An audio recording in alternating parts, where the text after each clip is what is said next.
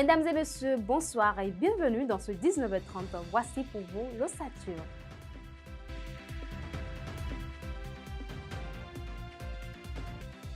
Les données agricoles, un atout pour les agriculteurs, mais comment les rendre accessibles à tous? Élément de réponse dans cette édition. Dans le dossier de ce mercredi, on parlera avec Madeleine Atodino de comment prévenir le diabète, une épidémie mondiale à freiner avec des règles hygiéno-diététiques. C'est tout pour le sommaire, les détails à suivre dans un instant.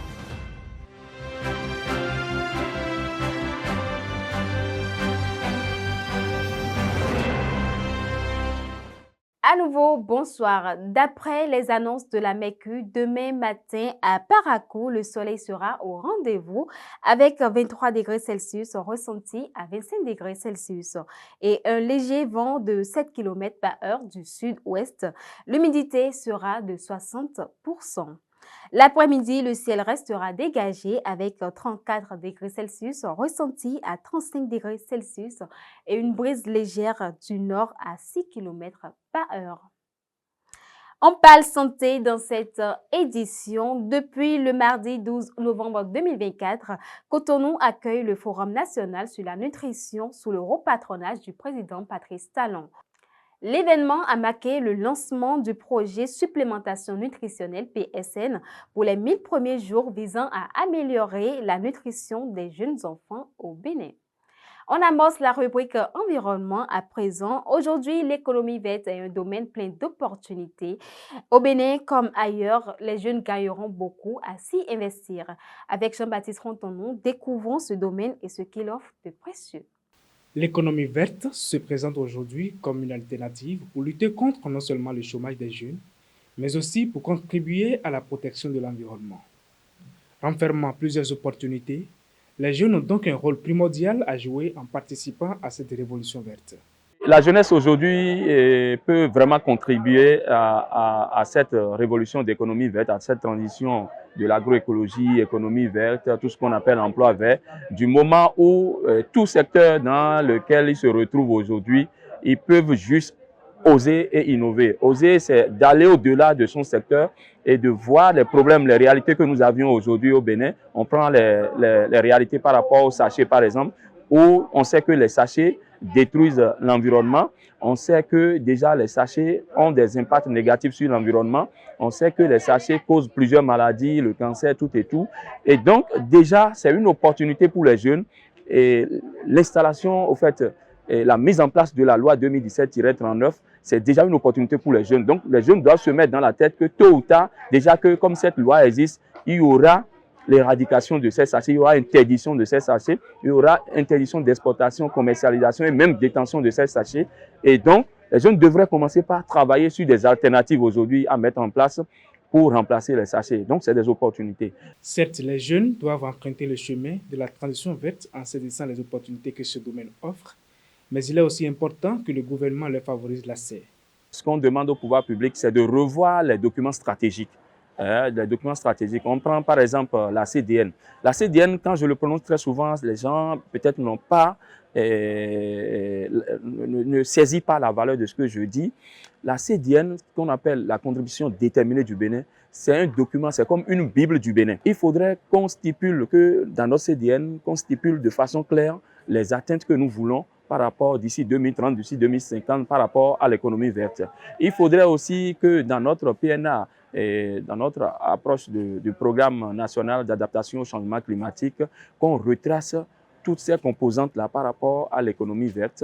L'économie verte offre donc aux jeunes des opportunités d'emploi durables, tout en favorisant des pratiques respectueuses de l'environnement. Elle permet également de construire un avenir plus résilient face aux défis climatiques, tout en stimulant l'innovation et l'entrepreneuriat dans les domaines écologiques. Les discussions sur la lutte contre le changement climatique ont pris un nouveau tournant depuis le lundi 11 novembre 2024 avec le lancement de la 29e conférence des Nations Unies sur les changements climatiques, la COP29, qui se déroule jusqu'au 22 novembre à Bakou. Nous vous invitons à découvrir ce bref aperçu des premières journées de cette COP. Suivez.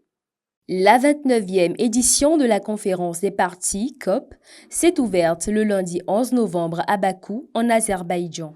Ce sommet mondial a rassemblé 197 États membres de la Convention cadre des Nations Unies sur les changements climatiques, CCNUCC, représentant presque tous les pays du globe. Après la cérémonie d'ouverture, marquée par des discours et le transfert de la présidence, les discussions sur l'action climatique se sont intensifiées. Dans la soirée du lundi, les premières règles des Nations Unies pour le marché des crédits carbone ont été adoptées par consensus. Cette mesure vise à aider les pays à remplir leurs engagements climatiques. Ce sommet pour l'action climatique a également été le cadre de la signature de l'accord lançant l'initiative Climat Bakou-Amounia pour soutenir les agriculteurs, ainsi que de dialogues de haut niveau sur l'énergie. Des discussions entre jeunes, une table ronde rassemblant les dirigeants mondiaux et les institutions financières internationales, un sommet entre les États-Unis, la Chine et l'Azerbaïdjan pour accélérer les actions de réduction des émissions de méthane et autres gaz à effet de serre hors CO2 ont également eu lieu. Le sommet, qui a débuté lundi, se poursuit et se clôturera le 22 novembre 2024. Je l'annonçais à l'entame de cette édition, les données agricoles sont un atout majeur pour améliorer les rendements. Mais comment en faciliter l'accès aux petits exploitants ruraux? Les experts se penchent sur la question. Élément de réponse avec Justin Adandé. Les données agricoles jouent un rôle central dans le développement des exploitations modernes. Dans un contexte marqué par les changements climatiques, la pression démographique et les défis économiques, l'accès à des informations précises et actualisées est indispensable pour les agriculteurs. Les données permettent de mettre en place des pratiques agricoles plus respectueuses de l'environnement, comme l'utilisation raisonnée des pesticides ou encore l'irrigation de précision. Elle aide à optimiser l'utilisation des ressources naturelles comme l'eau et les engrais. Grâce aux données, les agriculteurs peuvent développer de nouveaux produits, par exemple les légumes de saison, les produits de contre-saison, mieux se positionner également sur certains marchés, aider de nouveau à avoir de nouveaux financements. Ça peut améliorer leur image également sur le marché agricole. Toutefois, l'accès et l'utilisation de ces outils de collecte de données restent un défi pour les petits exploitants dans les zones rurales. Les obstacles subissent, en particulier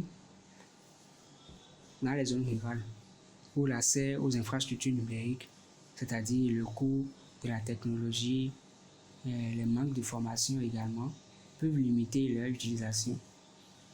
Donc, vous savez, pour mettre en place toutes ces collectes centralisées de données dans tout le Bénin, par exemple, nous avons besoin de ressources en serveur très optimisées.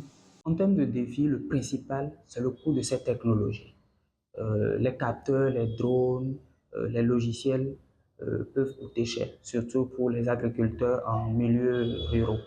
Et de plus, il faut former ces agriculteurs, ce qui représente également un coût.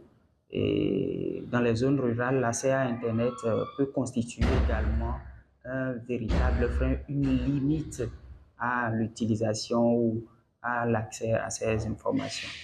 Face à ces difficultés, les experts appellent à des actions plus concrètes pour permettre aux petits exploitants d'accroître leur rendement et de maximiser leur production. Alors, il faut mettre en place des programmes de formation pour les agriculteurs afin qu'ils puissent comprendre et utiliser ces données. Il faut également développer des solutions adaptées aux petites exploitations, moins coûteuses et plus faciles à utiliser. Ce serait encore judicieux de créer des partenariats entre les agriculteurs, les chercheurs, les entreprises pour favoriser l'innovation. L'enjeu aujourd'hui est de démocratiser l'accès à ces données afin que chaque agriculteur, même dans les zones reculées, puisse en bénéficier et améliorer ses pratiques. Bien à vous, Justin Adondé. Le diabète, une épidémie mondiale qui ne cesse de grandir. Il est possible de prévenir cette maladie grâce à des règles hygiéno-diététiques. Suivons ce reportage de Muriel Ronquin à travers la voix de Madeleine Atogino. Le diabète est une maladie chronique qui se caractérise par un excès de sucre dans le sang. Bien que toutes les causes du diabète ne soient pas complètement connues, les mécanismes majeurs responsables de l'apparition et de la progression des différents types de diabète sont actuellement mieux définis. Nous avons la consommation du pain blanc, des sucres raffinés en général, le pain blanc, le riz blanc, les céréales blanchies, dans lesquelles nous enlevons le son, nous enlevons les nutriments, nous enlevons les fibres et il ne reste que les glucides contenus dans la céréale. Et cela nous prédispose, avec une consommation excessive et fréquente, cela nous prédispose à avoir le diabète de type 2. Nous avons aussi la consommation des jus, des sodas et des boissons avec sucre ajouté. Les symptômes du diabète peuvent être présents ou non lorsque le diagnostic est établi et surviennent lorsque le diabète n'est pas pris en charge. Généralement, c'est un sujet qui va uriner beaucoup, c'est-à-dire un sujet qui urine par exemple plus de 3 ou 4 fois la nuit, ou en journée, pareil, il urine beaucoup. C'est un sujet également qui boit beaucoup d'eau. Vous voyez par exemple quelqu'un qui peut boire près de 4 litres d'eau par jour, ceci n'est pas tellement normal. Parce qu'en moyenne, on boit généralement 2 à 3 litres d'eau, mais quand quelqu'un boit plus de 4 litres, 5 litres par jour, il faut se demander s'il n'a pas ce genre de choses. Autre signe qu'on peut trouver, c'est quelqu'un qui est tout le temps fatigué et qui a une fatigue intense. Il ne comprend pas, il dort, il se repose, mais pourtant il est toujours fatigué. Ça peut être aussi quelqu'un qui présente ce que nous appelons, c'est-à-dire il a une faim excessive. Et généralement, quand nous mangeons normalement, on doit assouvir à notre faim, mais lui, il ne fait que manger, mais pourtant il a toujours faim. Et ce qui est encore plus parlant, c'est quelqu'un qui mange beaucoup, mais on ne voit pas ça, c'est qu'il ne prend pas de poids. Par contre, il maigrit. Donc, quelqu'un qui a un appétit conservé, mais pourtant, il maigrit. Donc, quand vous avez ce genre de personne, il faut penser aussi à cette maladie. Il est nécessaire d'identifier et de prévenir les complications du diabète. Un suivi médical régulier dès le diagnostic et de bonnes habitudes de vie contribuent à limiter les conséquences graves. Et quand on parle de prise en charge, il y a d'abord ce que nous appelons les mesures hygiéno-diététiques. Parce qu'il y a des mesures que le spécialiste va donner aux malades, notamment la manière de manger. Et parce qu'aujourd'hui, on mange vraiment mal. Donc, nous allons donner des conseils souvent à ces gens de patients de réduire la consommation de sucre. Et on va l'encourager à manger beaucoup plus de légumes. Et on va également l'encourager à faire ce que nous appelons l'activité physique. Parce qu'aujourd'hui, on remarque que les gens ne font plus trop d'activité physique.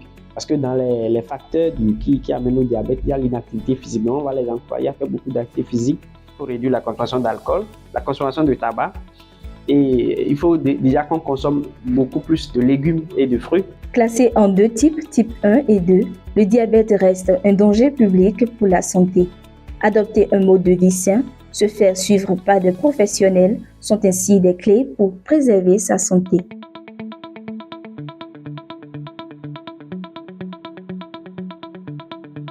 On vous informe à présent sur l'actualité hors de nos frontières.